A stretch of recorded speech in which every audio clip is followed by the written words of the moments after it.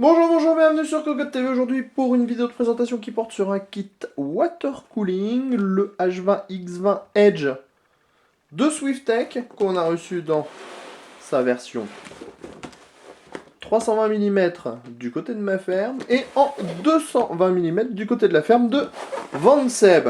Alors on va vous proposer un petit déballage histoire de découvrir ce kit water cooling qu'on pourrait appeler tout en un, mais pas vraiment puisque il faut quand même faire du montage, mais vous allez voir c'est extrêmement simplifié puisque par exemple la pompe est directement intégrée au radiateur. Alors on va ouvrir tout ça pour découvrir un peu tout ce qui se cache dans ce petit carton beige et vous allez voir on a pas mal de choses et en plus des belles choses. Alors on commence par le tuyau. On en a une bonne longueur, de quoi faire le branchement que vous voulez. Au niveau longueur, on en a pour 2 mètres. Le tuyau est relativement souple, comme on peut le voir ici, mais de grosses sections. On est donc sur du plutôt low PDC plutôt que du high PDC. Donc faible perte de charge contre grosse perte de charge. Que trouve-t-on d'autre dans le carton? Alors on va vous déballer ça tout de suite. Un petit support qui vous permettra, on va pas le déballer, un support qui vous permet en fait de pouvoir brancher par exemple votre radiateur de water cooling à l'arrière de votre boîtier avec pas mal de visseries à l'intérieur. On a du liquide de refroidissement en 2 exemplaires. On a donc environ 1 litre de liquide de refroidissement vert, qui n'est pas notre couleur préférée, nous on le dit tout de suite. On a ensuite des régulateurs pour passer de 12 à 7 volts. Vous comprendrez un peu plus tard pourquoi. On a également de quoi mettre ce qu'il faut et faire des petits passages pour les différents fils. On a différentes prises qui permettront un passage de 12 à 5 volts. Vous comprendrez encore plus tard pourquoi. On a des plaques de montage pour le radiateur de water cooling.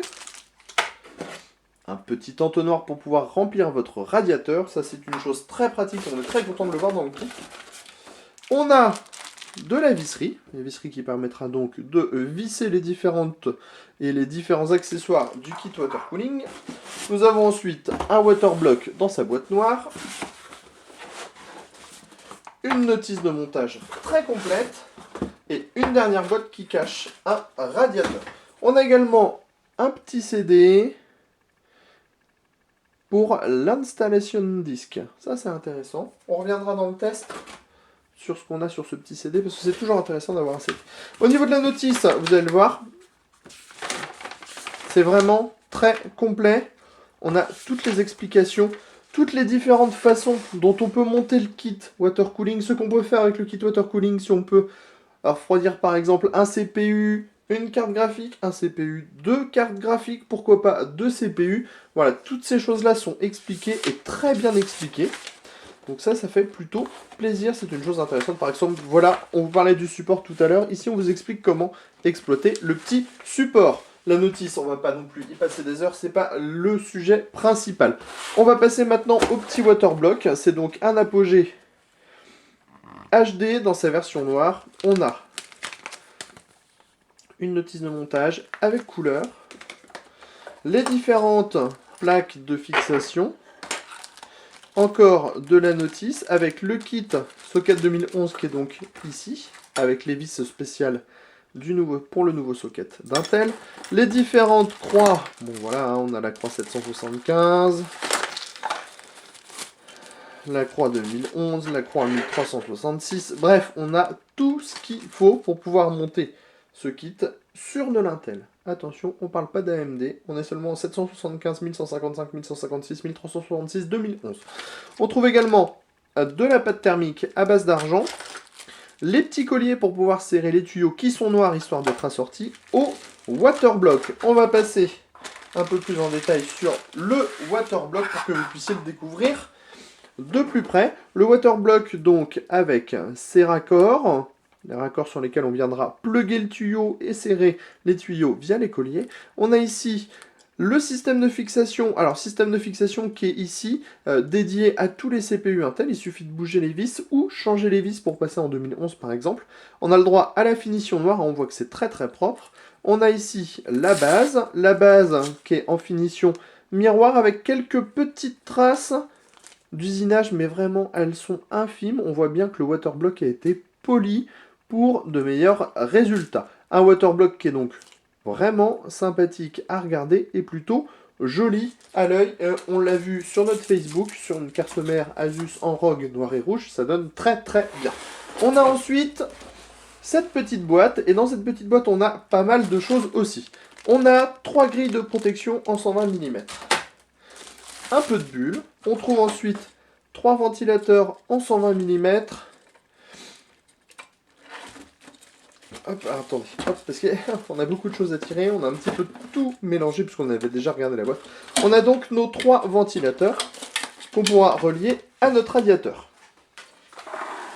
Ça en fait des choses à montrer. On a ensuite donc le fameux radiateur. Radiateur en 360 mm.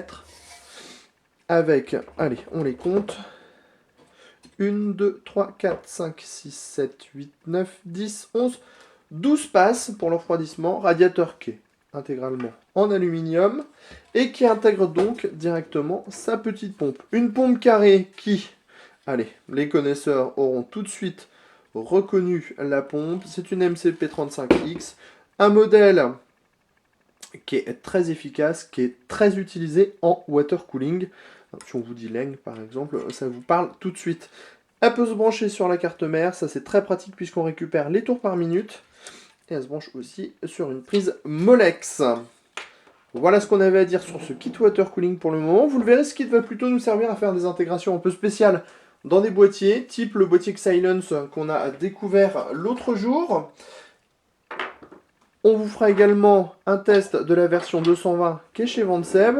On fera également un test de cette version 360, mais qui sera un petit peu plus, en standalone ou contre un H100 de Corsair. Pourquoi pas si on l'a prochainement à la ferme. Sur ce, on vous dit à bientôt. On a oublié de parler du prix. N'oublions jamais de parler du prix. Le prix est de 220 € pour ce kit.